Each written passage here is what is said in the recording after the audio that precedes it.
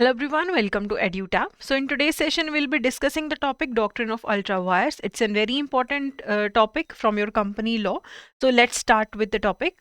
तो हमें सबसे पहले अल्ट्रा वायर्स का मतलब देखना है। अगर हमें डॉक्ट्रिन ऑफ अल्ट्रा वायर्स के बारे में पढ़ना है तो ये लैटिन लैंग्वेज से लिए गए हैं। तो अल्ट्रा का मतलब है बियॉन्ड एंड वायर्स का मतलब है पावर और अथॉरिटी।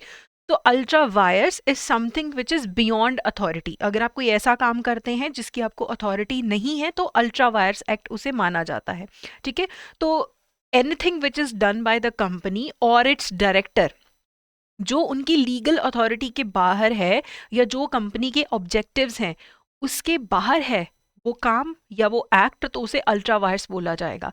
अगर एक कंपनी का मेन काम है, एक कंपनी का इस्टेब्लिशमेंट हुआ है कि वो इंजन्स बना सके, कार्स के इंजन्स बना सके, और कल वो फाइनेंसिंग का काम शुरू कर दे।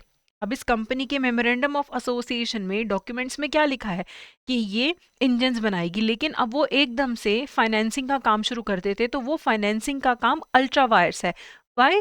बिकॉज उसकी अथॉरिटी ही नहीं है कंपनी को, तो वो एक्ट क्या होगा? अल्ट्रा वायर्स होगा।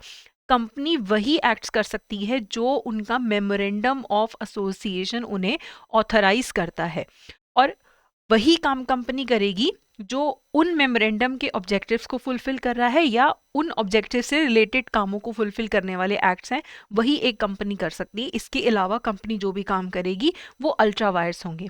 तो मैंने अभी बार बार एक टर्म यूज किया है, memorandum, memorandum of association. Memorandum of association एक लीगल डॉक्यूमेंट होता है कंपनी का, जो कंपनी को प्रिपेयर करना बहुत ज़्यादा ज़रूरी है, और फिर वो रजिस्ट्रार ऑफ कंपनीज के पास भी भेजा जाता है। मेमोरेंडम कैसे बनाना है? ये कंपनीज एक्ट के शेड्यूल नंबर 1 में दिया है। कंपनीज एक्ट जो है हमारा 2013, उसके शेड्यूल 1 में दिया गया है कि आपको मेमोरेंडम कैसे बनाना है। उसी हिसाब से बनाया जाता है, और इस मेमोरेंडम में लिखा जाता है कि ये कंपनी के इस्टेब्लिश होने का क्या पर्पस है, इस कंपनी के ऑपरेशंस का क्या स्कोप है, क्या क्या एक्टिविटीज कंपनी कर सकती है, वही एक्टिविटीज कंपनी करेगी। इसके बाहर कुछ भी करने की कोशिश करेगी तो वो अल्ट्रा वायर्स एक्ट हो जाएगा।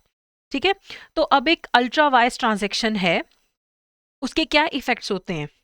अब पहली बात तो वो वॉइड एब इनिशियो है, शुरू से ही और एंड तक वो एक्ट वॉइड ही रहेगा। अगर एक कंपनी का काम इंजन्स बनाने का है और वो फाइनेंसिंग का काम शुरू कर देती है तो वो वॉइड है, एब इनिशियो, शुरू से ही वो वॉइड है।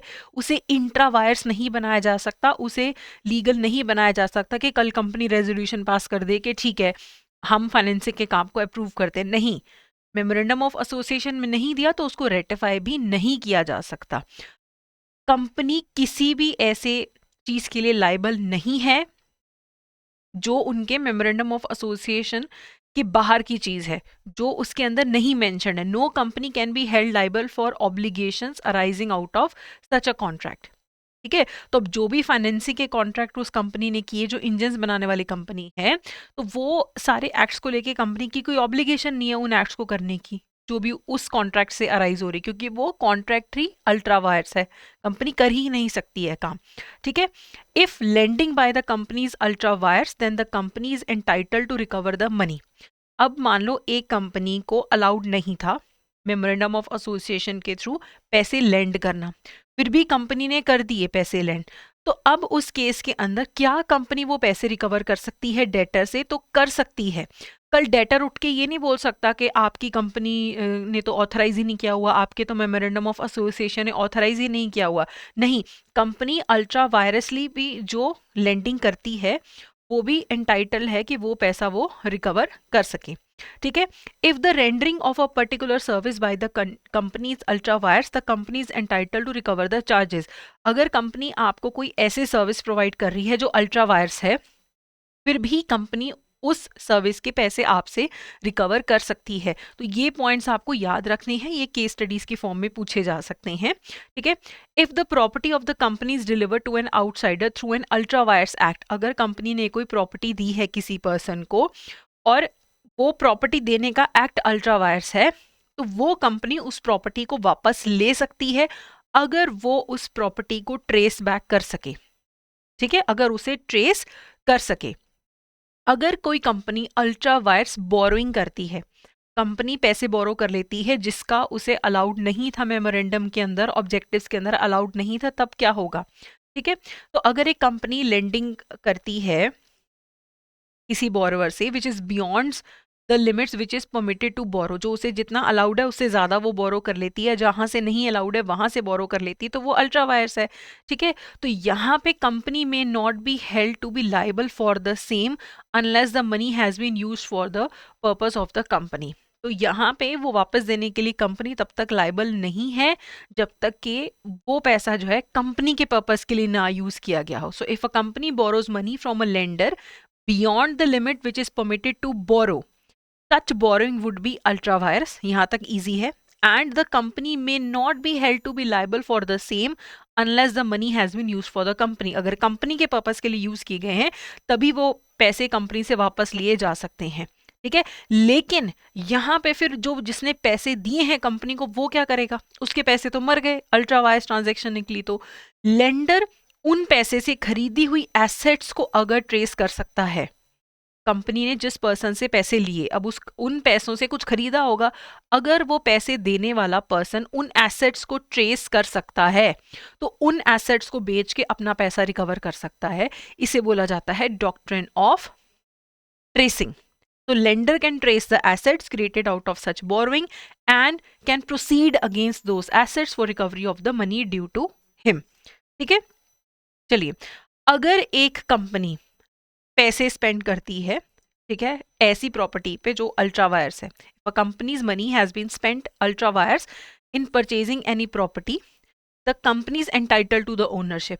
अगर कंपनी को उन पैसों से कोई कार खरीदनी अलाउड नहीं थी, लेकिन डायरेक्टर्स ने क्या किया, कंपनी के लिए कार खरीद ली, लग्जरी कार खरीद ली कंपनी के नाम पे। ठीक है, तो हम ये नहीं बोलेंगे कि कंपनी की नहीं है कार क्योंकि ये तो अल्ट्रा वायर्स परचेजिंग है।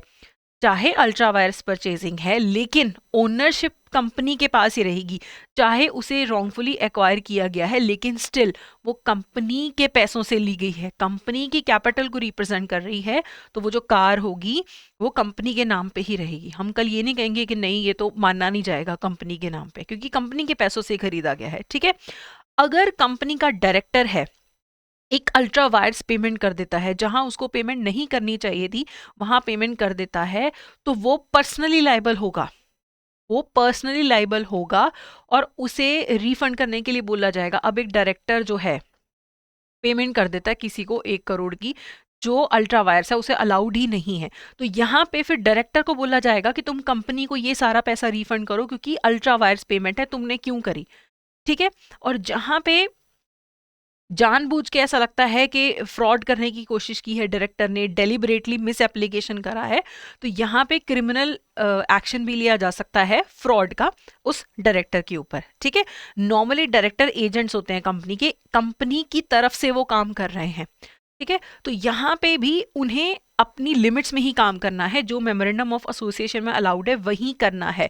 अगर वो कुछ भी ऐसा करते हैं चाहे इनोसेंटली, उन्हें पता भी नहीं था कि अल्ट्रा वायरस हैं और ऐसे एक्ट करते हैं जिससे कि अल्ट्रा वायरस कॉन्ट्रैक्ट एक आउटसाइडर कंपनी के साथ कर लेता है। ठीक है, जहां पे उसे एक्ट करने की पावर नहीं भी थी, डायरेक्टर के पास पावर नहीं थी उस आउटसाइडर के साथ कॉन्ट्रैक्ट करने की, तब भी वो कंपनी के साथ उस पर्सन का कॉन्ट्रैक्ट करवा देता है, तो वो पर्सनली लायबल होगा उस आउटसाइडर को। अब एक डायरेक्टर ए है, उसे खुद भी नहीं पता कि वो अल्ट्रा वायरस कॉन्ट्रैक्ट कर रहा है, लेकिन अब ऑब्वियसली आउटसाइडर तो डायरेक्टर को कंपनी का रिप्रेजेंटेटिव समझता है, एजेंट समझता है, तो वो कॉन्ट्रैक्ट कर लेता है कंपनी से, कॉन्ट्रैक्ट निकलता है अल्ट्रा वायरस। तो इस केस में डायरेक्टर पर्सनली लाइबल होगा आउटसाइडर को, क्योंकि उसने अपनी अथॉरिटी से बाहर जाके एक्ट किया है। और हम यहाँ पे ये मान के चल रहे हैं कि आउटसाइडर को पता नहीं था कि ये कॉन्ट्रैक्ट अल्ट्रा वायर्स है, लेकिन अगर कल लीगल प्रोसीडिंग्स में ये बात सामने आती है कि जो आउटसाइडर था उसे भी पता था कि ये कॉन्ट्रैक्ट अल्ट्रा वायर्स है, तब फिर लायबिलिटी नहीं बनेगी किसी की भी, क्योंकि उसने जानबूझ के किया है, जान समझ के किया है। अदरवाइज पर्सनली लायबल होगा वो डायरेक्टर। ठीक है, अब इससे रिलेटेड कुछ क्वेश्चंस कर लेते हैं। Which of the following is correct regarding ultra vires transaction? It is void ab initio and therefore can become intravirus by reason of ratification। इंट्रावायरस तो लीगल हो गया, अगर एक अल्ट्रावायरस ट्रांजैक्शन है शुरू से ही void है तो वो हमेशा void ही रहेगी, आप उसे रेटिफाई करके करेक्ट नहीं कर सकते हैं, तो ये गलत है। If lending done by the company's ultra vires and the company is entitled to recover the money, अगर कंपनी किसी को पैसे लेंड करती है अल्ट्रा वायरस, तब भी वो पैसा रिकवर कर सकती है। डेटर ये नहीं बोल सकता कि मैं तो नहीं दूंगा अब आपको पैसे क्योंकि ये तो अल्ट्रा वायरस था। कंपनी रिकवर कर सकती है, ये बिल्कुल सही है। If a company's money has been spent ultra vires in purchasing any property, the company is entitled to the ownership of such property. तो चाहे अगर रिलायंस ने अल्ट्रा वायरस कोई प्रॉपर्टी परचेज कर ली कंपनी के पैसों से, तो वो कंपनी के नाम पे ही रहेगी प्रॉपर्टी। कल वो ऐसे नहीं बोल सकते कि नहीं ये खारी जाइए प्रॉपर्टी, ठीक है। उसके बाद है if the director induce an outsider to contract with the company in a matter in which the company does not have power to act, the company will be liable। जहां पे डायरेक्टर ने outsider के साथ contract करवा दिया company का, वहां पे डायरेक्टर लायबल है, कंपनी लायबल नहीं है आउटसाइडर को। तो ये भी गलत है, तो यहाँ पे 2 and 3 करेक्ट है, यानी कि बी करेक्ट ऑप्शन है। अगला है the dash states that any act done or contract made by the company which goes beyond the power of directors and the company is completely void and inoperative and hence not binding on the company. तो सीधा सीधा है कि अगर कोई भी ऐसा act company कर रही है या उसके डायरेक्टर्स कर रहे हैं जो उनकी अथॉरिटी के बाहर है, तो ऐसे जो भी ट्रांजैक्शंस हैं वो वॉइड माने जाएंगे, इनऑपरेटिव माने जाएंगे, कंपनी को बाइंड नहीं करेंगे। तो ये होती है डॉक्ट्रिन ऑफ अल्ट्रा वायर्स। उसके बाद है a lender can trace the assets created out of ultra wires borrowing and can proceed against those assets for recovery of the money due to him. This is popularly known as the doctrine of tracing। ठीक है, कि अगर company ने किसी से पैसे बोरो कर लिए, अल्ट्रा वायर्स बोरिंग कर ली, उससे कुछ एसेट खरीदी, तो जिसने कंपनी को पैसे दिए थे वो उस एसेट को ट्रेस करके उसको बेच के अपना पैसा रिकवर कर सकता है। तो इसे बोला जाता है doctrine of tracing. Last question करते हैं। Dash is a legal document that explains why the organisation was founded. It establishes the company's authority and the terms under which it works. तो एक कंपनी की जो नींव है ना, वो है हमारा मेमोरेंडम ऑफ एसोसिएशन, कि कंपनी को क्यों बनाया है, कंपनी की अथॉरिटी क्या है, कंपनी क्यों काम करती है। ठीक है, तो इसे हम बोलते हैं मेमोरेंडम ऑफ एसोसिएशन। तो ये हमारा आज का सेशन था। तो अगर आपको ये सेशन यूजफुल लगा है तो please go ahead and subscribe to the channel, and I would also recommend कि एडवांस में तैयारी शुरू करिए। Please don't wait for the last time. अगर आपको हमारी कोई हेल्प चाहिए तो आप हमें मेल कर सकते हैं hello@edutab.co.in पे। इसके अलावा आप हमें इस नंबर पे कॉल भी कर सकते हैं। So that's it for today. Thank you so much.